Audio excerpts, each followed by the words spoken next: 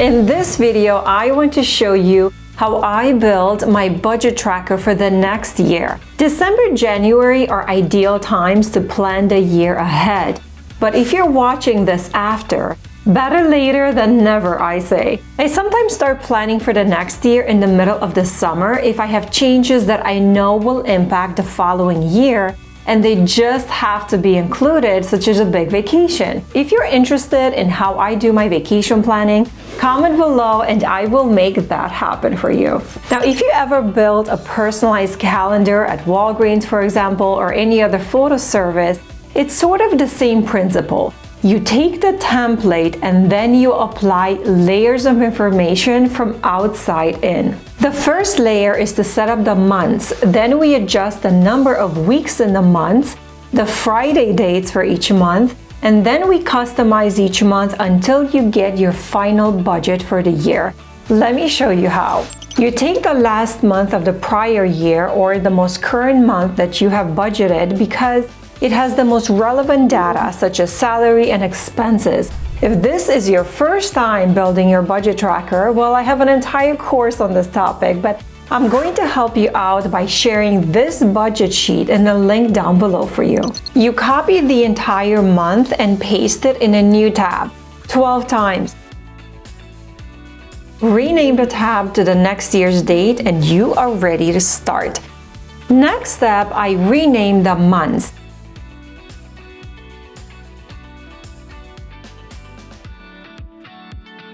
Then I make sure that I add the additional week for the months that have 5 paychecks.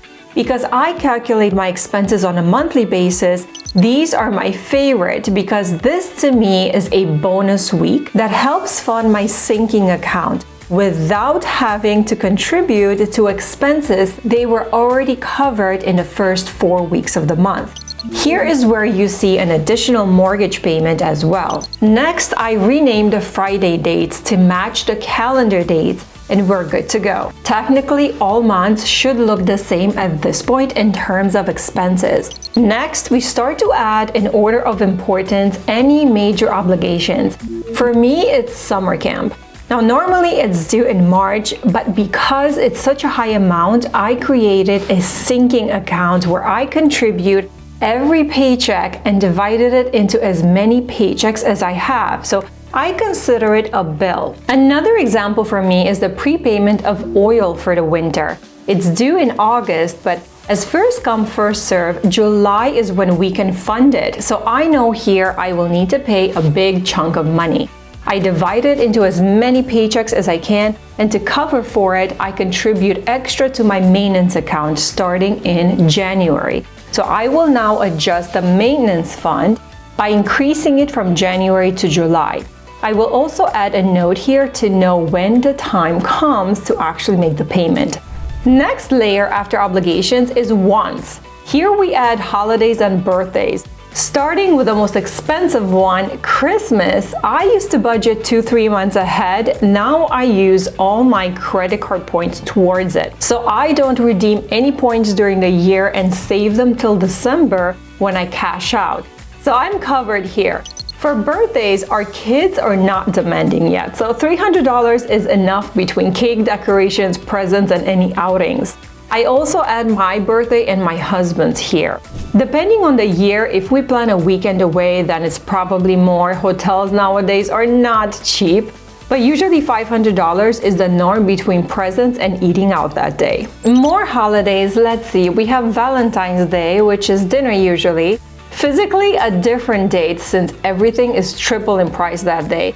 So $200-300 for that. Then we have Mother's Day in May and Father's Day in June.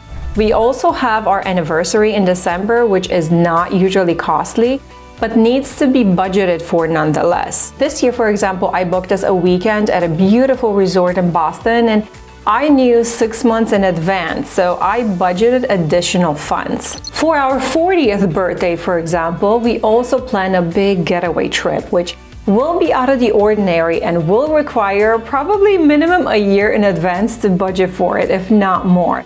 Other holidays for us, I will not include the vacations here because that's a separate animal.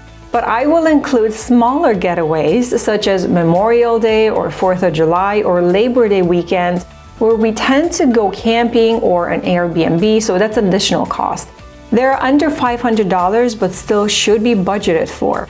I have a running vacations sinking fund which finances trips, so that's why you just see it here under vacations. I have to clarify here that we don't have any debt. So other than our mortgage, we are debt-free, so you won't see car payments, student loans, or credit card payments. I had all of these in the past, and the system that I created has helped us get rid of it.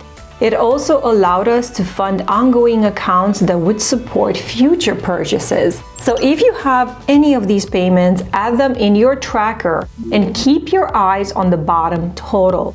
You don't want to be in the negative.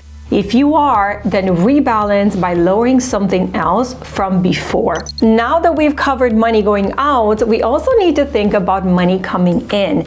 Any bonus, tax refund, any expected funds can be placed here in the tracker. I know March is a big month for us for these two reasons, but my philosophy is when you have a lot of money, buy something big. I know ideally you want to invest it, but that's when you met all your other short-term goals. I also heard that half should be spent on yourself and the other half saved.